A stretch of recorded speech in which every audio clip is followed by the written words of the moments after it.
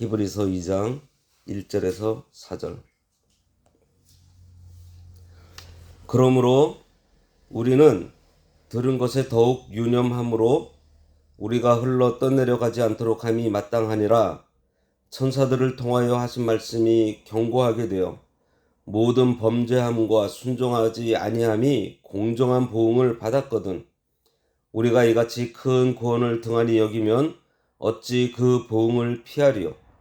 이 구원은 처음에 주로 말씀하신 바요 들은 자들이 우리에게 확증한 바니 하나님도 표적들과 기사들과 여러 가지 능력과 및 자기의 뜻을 따라 성령이 나누어 주신 것으로서 그들과 함께 증언하셨느니라. 오늘 말씀의 제목은 복음을 깊이 간직하라입니다. 기독교의 중심은 예수 그리스도예요. 예수 그리스도는 성경 66권의 주인공이시며 성경의 주제입니다. 그래서 예수가 없는 종교, 교회는 기독교가 아니고 교회라 할 수 없습니다. 예수 그리스도를 믿음으로 중생하여 예수 그리스도를 모시고 사는 사람들이 성도이고 성도의 모임이 교회예요.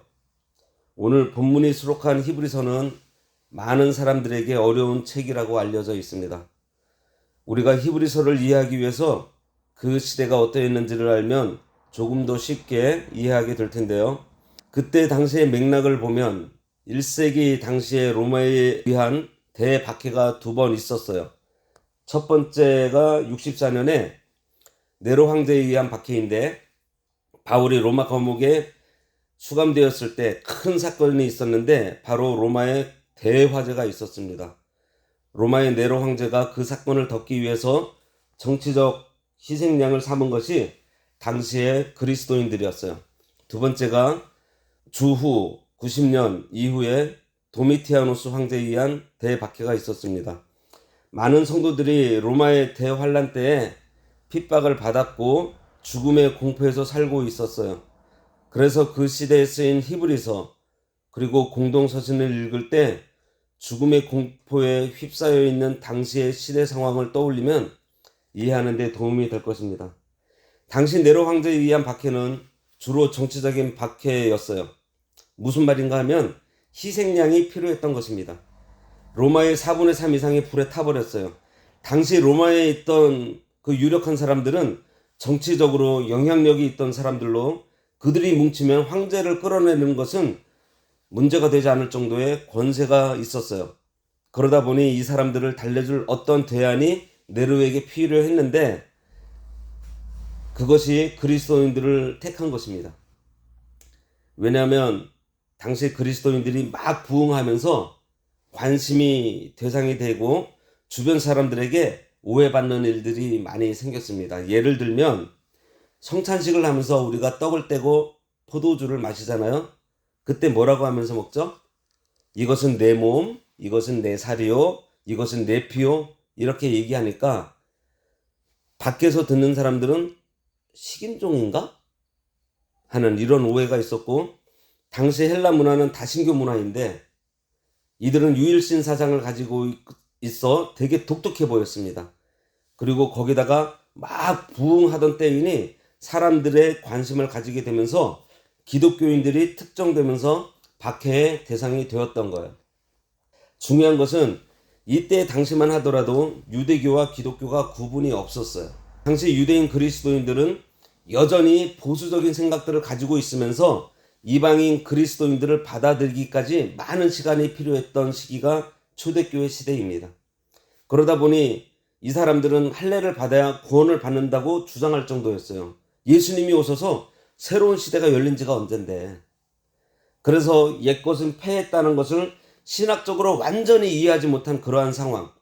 이런 상황 속에서 기독교인을 콕 찍어서 박해를 하니까 유대인 기독교인들은 살기 위해서 무엇을 선택할 수 있었을까요? 돌아가면 되겠네 라고 생각하게 된 겁니다. 유대교로 돌아가면 박해를 받지 않을 수 있잖아요. 돌아가면서 자기는 배교하지 않았다고 주장합니다. 히브리서의 독자들, 그들, 즉 유대교로 돌아가고자 하는 유대인 그리스도인들이라고 생각하면서 읽으면 이해가 될 거예요. 그러면은 여러분이 당시의 지도자라고 한다면 그렇게 돌아가려고 하는 그들을 향해서 뭐라고 얘기하겠어요? 아이, 돌아가지 마. 돌아가면 안 돼. 이 정도로 얘기하겠어요? 아니죠. 돌아가면 배교야. 돌아가면 죽음이야. 이러면서 강한 메시지를 던져야 하지 않겠어요? 그래서 히브리서의 메시지가 굉장히 강합니다. 그래서 돌아가려고 하는 유대인 그리스도인들을 신학적으로 굴복시켜서 데려오기 위한 책이다 보니 구약을 많이 인용하면서 구약적인 진술이 많이 있어요. 특별히 유대교의 핵심이 뭐죠? 성전입니다. 성전과 제사. 이것이 유대교의 핵심이에요. 오늘날 우리도 기독교인이라는 정체성을 가지기 위해서 제일 중요한 것이 무엇이죠? 예배드리는 것입니다. 주일날 교회에 가냐 안 가냐, 이게 형식적인 거지만 이 형식적인 것이 우리 실생활 속에서 계속 반복하다 보니까 어떻게 돼요? 본질적인 것으로 여기게 되는 것처럼 그 시대 사람들도 성전에서의 제사가 굉장히 중요한 표지였어요. 그래서 바울은 그 성전과 제사가 신약 시대에 와서 왜 폐해졌는지 그것을 강변하고 있는 것입니다. 그리고 또 기억해야 될 것이 뭐냐 하면 주후 64년 경이니까 주후 70년에 예루살렘 성전이 로마의 티투스 장군에 의해서 완전히 파괴가 됩니다. 그러니까 무슨 말인가 하면은 히브리서가 기록될 당시는 아직 성전이 파괴되기 전이에요. 그러니까 성전 제사가 여전히 행해지고 있는 그때에 유대인 그리스도인들이 돌아가고 있으니까 그 성전 제사는 이미 끝났다. 저기서 제사 드리는 것은 소용없는 짓이다. 이것을 강조하고 있는 거예요. 이렇게 성전에 대해서 크게 부정하면서도 크게 긍정하는 것이 있어요. 뭘까요? 예수 그리스도. 예수님 외에는 절대 구원이 없다. 그리고 예수님을 통해서 모든 것이 완성된다.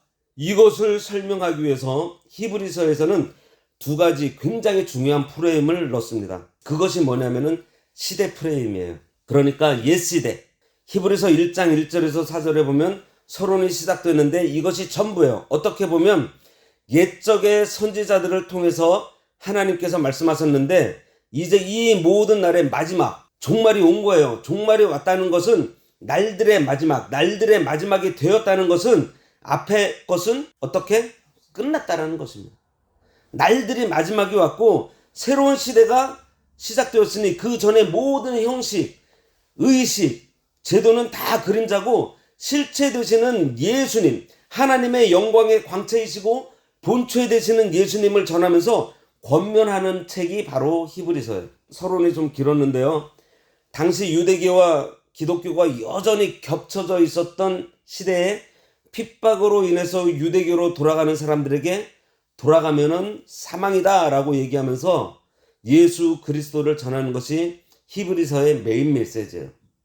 그래서 시작하는 1장 보면 하나님의 아들이신 예수 그리스도는 만유의 상속자이시고 삼위일체 하나님으로 창조주, 모든 것이 예수님께 속해 있다는 것, 그리고 예수님께서는 하나님의 광채이시며 그 본체의 형상이시고 능력의 말씀으로 만물을 붙들고 계시고 죄를 정결하게 하는 일을 하시고 지극히 높은 곳에 계신 하나님 우편에 앉으셨다고 했어요. 그러면서 예수님과 천사를 대조하면서 예수님께서 얼마나 높고 존귀하신 분인지 알려주셨습니다. 천사는 피조물이고 섬기는 영으로 구원받을 상속자들을 위해 섬기라고 보냈다고 하시면서 오늘 본문 2장으로 넘어오면서 첫 마디가 그러므로입니다. 1절 그러므로 우리는 들은 것에 더욱 유념함으로 우리가 흘러 떠내려가지 않도록 함이 마땅하니라. 그러므로 라고 하는 것은 1장에서 알려주신 천사보다 위대하신 예수님, 천사를 만드시고 천사를 부리시는 주님께서 너희를 위해서 십자가에서 죽으시고 3일 만에 부활하셨다라는 사실을 믿어 죄사함을 받고 하나님의 아들, 딸이 되는 놀라운 구원의 은혜를 받았으므로 라고 하면서 말씀을 시작하는 거예요.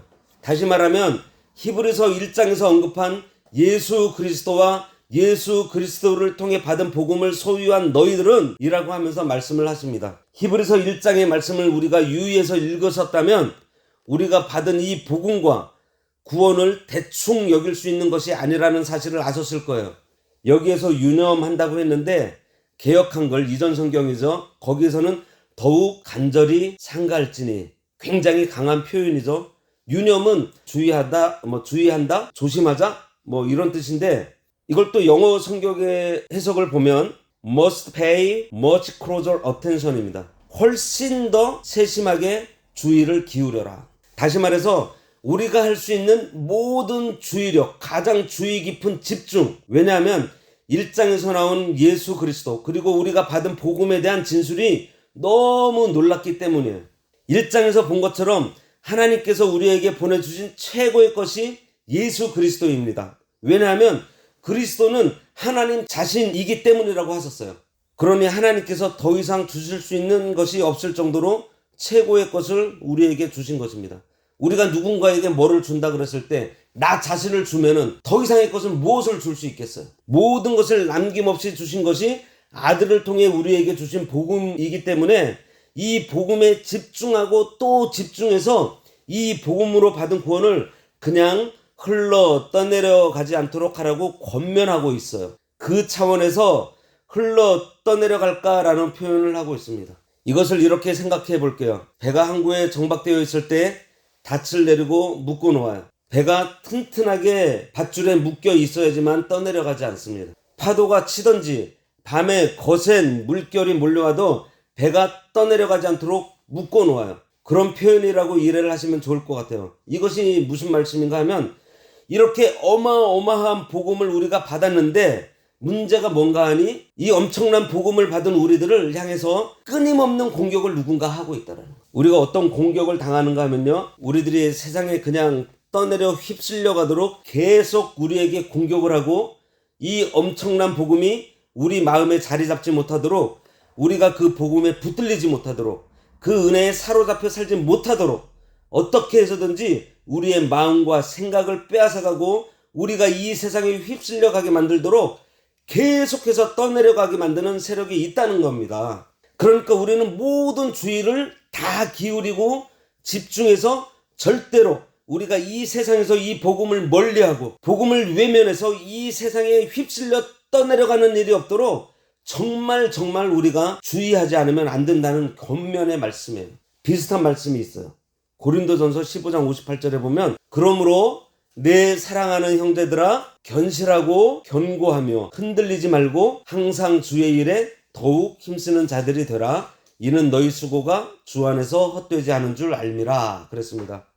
이 말씀은 부활에 대해서 말씀하시면서 결론적으로 부활의 신앙을 견고하게 가질 것을 권면하는 말씀이에요. 흔들리지 말라고 했는데 이 말씀을 뒤집어 보면 흔드는 무엇이 있다. 사정없이 흔들어대고 있는 우리가 집중하지 못하면 이 세상이 떠내려가도록 지치지 않고 집요하게 흔들어대고 있기 때문에 견고하며 흔들리지 말며라는 표현이 있는 거예요. 오늘 본문도 마찬가지입니다. 이 세상은 흔들어대는 정도가 아니고 아예 떠내려가도록 우리를 몰아가고 있어요. 이 부분을 이해할 수 있도록 하는 성경 말씀이 있는데, 요한계시록 12장과 13장에 아주 특별한 부분이 있어요. 하나님께서 요한에게 보여주시는 환상인데요, 교회와 그리스도와 사탄의 싸움입니다. 뭐 다 볼 수 없지만 먼저 12장 1절에서 3절 보면, 하늘에 큰 이적이 보이니 해를 옷 입은 한 여자가 있는데 그 발 아래에는 달이 있고 그 머리에는 12별의 관을 썼더라. 이 여자가 아이를 베어 해산하게 되매 아파서 애를 쓰며 부르짖더라. 하늘에 또 다른 이적이 보이니 보라, 한 큰 붉은 용이 있어 머리가 7이요 뿔이 10이라. 그 여러 머리에 7 왕관이 있는데, 그러고서 저 뒤에 15절을 가서 보면요, 여자의 뒤에서 뱀이 그 입으로 물을 강같이 토하여 여자를 물에 떠내려 가게 하려 하되, 그랬습니다. 여기서 여자는 교회를 말해요. 아이는 예수 그리스도를 말합니다. 영광의 옷을 입고 있는 교회가 공격을 받는데 어떤 공격을 받나요? 15절에 사탄이 토해내는 물이 강같이 되어서 교회와 하나님의 백성을 휩쓸어 떠내려가게 하려고 한다는 거예요. 이 세상과 사탄은 우리에게 주어진 이 복음이 너무나 대단하다는 것을 알고 있기 때문에 사탄이 가만히 있지 않습니다. 어떻게 하든지 복음에서 우리들이 멀어지게 하려고, 집중력이 흐트러지게 하려고 얼마나 힘을 쓰는지 몰라요. 우리들이 복음을 소유하고 있지만 우리 속에서 이 복음이 역사하지 못하게 만들도록 만드는 것, 이 복음이 머리에만 남아있고 우리 삶에 아무런 영향을 미치지 못하도록 만드는 것이 떠내려가게 하는 거예요. 우리 마음이 뜨겁지 못하도록, 우리가 복음의 은혜에 붙들리지 못하도록 그냥 대충대충 이 세상 살다가 어느 순간 정신 차려보니 한평생을 다 살았습니다. 이렇게 만들도록 하려고 물을 토해내서 하나님의 백성들을 휩쓸어 가는 일, 이 일이 사탄이 지금도 우리에게 하고 있는 어마어마한 공격이라는 거예요. 그래서 고린도서에는 견고하며 흔들리지 말라고 하고 오늘 본문에서는 흘러 떠내려가지 말라고 하는 것입니다.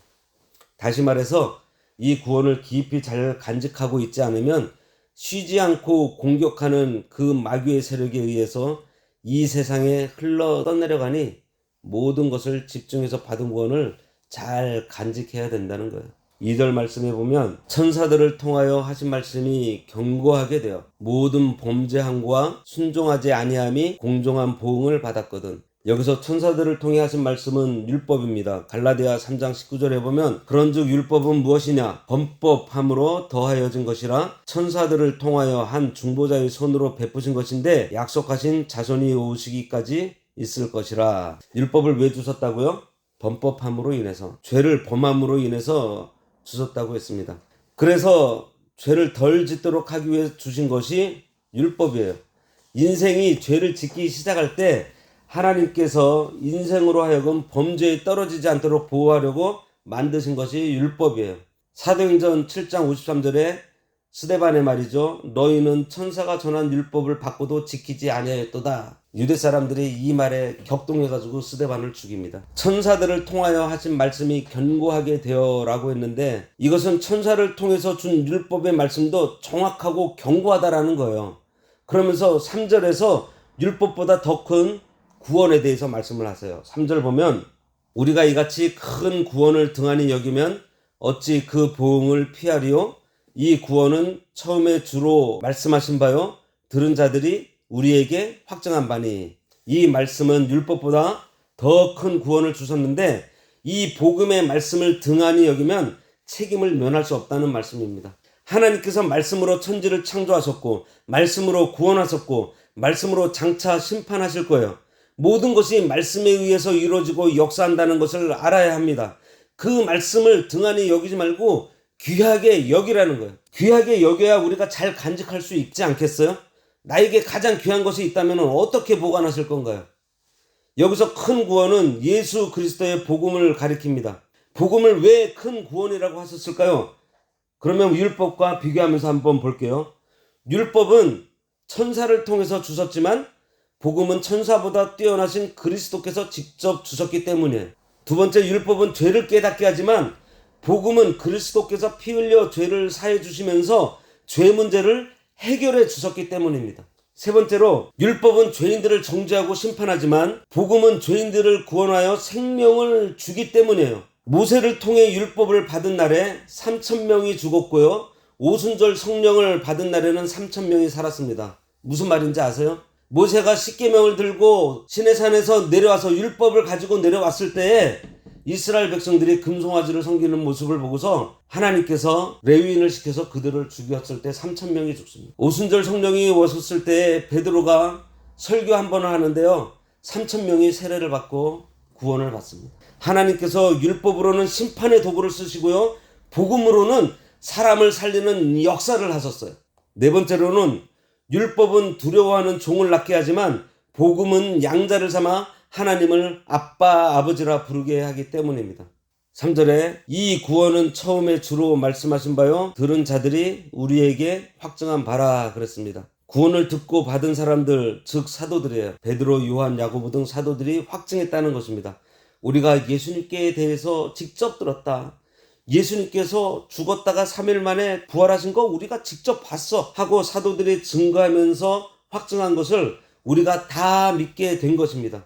우리는 직접 주님을 보지 못하고 듣지 못했지만 사도들이 전해준 것을 성경에 기록했고 그 기록된 성경을 통해서 우리가 들어서 믿은 거예요. 4절, 하나님도 표적들과 기사들과 여러 가지 능력과 및 자기의 뜻을 따라 성령이 나누어 주신 것으로서 그들과 함께 증언하였느니라. 복음으로 말미암아 얻게 되는 큰 구원에 대하여 예수님과 예수님의 제자들이 증거했고요. 하나님께서도 표적과 기사와 여러 가지 능력의 역사로 증거해 주셨습니다. 예수님의 십자가와 부활을 통한 구속사역은 인류 역사상 최대의 표적이에요. 이외에도 수많은 이적과 표적을 나타내 보여주셨습니다. 물로 포도주 만들어 주셨죠. 오병이의 이적, 앉은뱅이를 일어나게 하시고 벙어리가 말하고 눈먼 자가 앞을 보고 죽은 나사로를 살리셨습니다. 여러 가지 능력은 갈릴리 바다의 거센 파도를 잔잔하게 한 것이나 사울을 다메섹 도상에서 불러주신 일, 예수님을 3번씩이나 부인한 베드로를 회개시키고 헤롯과 가룟유다를 심판하신 일 등 여러 가지 능력을 나타내어 복음으로 구원받는 것을 확증하면서 보여주셨어요. 자기 뜻을 따라 성령이 나눠주신 것으로서 그랬습니다. 하나님께서 사도들과 여러 성도들에게 성령의 은사를 나누어 주셔서 복음으로 말미암는 큰 구원을 증거하셨습니다. 고린도전서 12장 4절에 보면요, 은사는 여러 가지나 성령은 같고 그랬습니다. 여기서 우리가 생각해야 될 것은 은사는 여러 가지라는 사실이에요. 주를 위해서 일할 수 있는 은사는 여러 가지인데 성령은 하나라는 것입니다. 고린도전서 12장 또 5절에 직분은 여러 가지나 주는 같으며 그랬고, 6절은 사역은 여러 가지나 모든 사람 가운데서 이루시는 하나님은 같으니, 이것은 하나님께서 자기의 뜻을 따라 성령의 은사를 나누어 주셨지 사람의 요구대로 나누어 주시지 않았다라는 거예요. 우리가 받은 그 은사는 내 능력으로 실력을 키운 것들이 아니라는 거예요. 한 분 하나님께서 우리에게 은사도 주시고 직분도 주시고 사역을 주신 것은 우리에게 성령이 나눠주신 그 은사로 받은 은혜를 가지고 가서 증거하고 확증하라고 주신 것입니다. 사도들이 그 길을 걸은 거예요. 우리도 하나님께로 받은 은사를 가지고 사도들처럼 증거하는 삶을 살면서 흘러 떠내려가지 않고 오히려 떠내려가는 자들을 붙잡아 줄 수 있는 그런 사람들이 우리가 되어야 되는 거예요. 오늘 말씀을 통해서 우리가 받은 은혜가, 복음이 얼마나 대단한 것인지 알아야 되겠습니다. 더 이상 표현할 수 없을 정도로 하나님께서 최고의 것으로 최종적으로 우리에게 주신 위대한 복음, 예수 그리스도, 하나님의 은혜가 우리에게 찾아왔어요. 너무 놀라운 것을, 너무 놀라운 사랑을 우리가 받았는데 그 놀라운 사랑을 받은 만큼 우리를 집어삼키려 하고 흘러 떠내려가게 하려는 이 세상의 물결이 결코 만만치 않습니다. 그래서 매일매일 예수 그리스도를, 복음을 묵상하고 기억하면서 잘 간직해야 되는 거예요. 지금도 마귀는 우리로 하여금 허우적거리게 만들어서 정신 차려보면 1년이 후떡 지나갔고 또 정신 차려보면 10년이 지나 있는 이런 방식으로 오늘도 우리를 세상의 탕리로 흘러 떠내려 보내게 하는 이런 일을 하고 있어요. 그러니 우리는 받은 구원의 복음을 잘 간직해야 하겠습니다. 오늘 말씀 잘 새겨서 내게 주신 이 놀라운 구원의 은혜를 헛되이 받지 말고 이 세상 탕류에 흘려 떠내려가지 않도록 구원을, 복음을, 예수 그리스도를 잘 간직하는 우리 모두가 되어야 하겠습니다. 기도하겠습니다. 세상은 우리들을 흔들고 자기들의 사상과 풍조에 떠내려 보내려고 강하게 역사하지만 하나님께서 우리에게 보내주신 예수 그리스도를 간절히 사모하며 간직하고 삼가 조심하면서 우리에게 주신 구원, 우리에게 주신 복음, 우리에게 주신 예수 그리스도를 깊이 간직하고 나아가 하나님께서 주신 은사로 사도들처럼 증거하는 삶을 살아서 흘러 떠내려가지 않고 오히려 떠내려가는 자들을 붙잡아주는 삶을 살도록 인도해 주시길 바라오며 예수님의 이름으로 기도드리옵나이다. 아멘.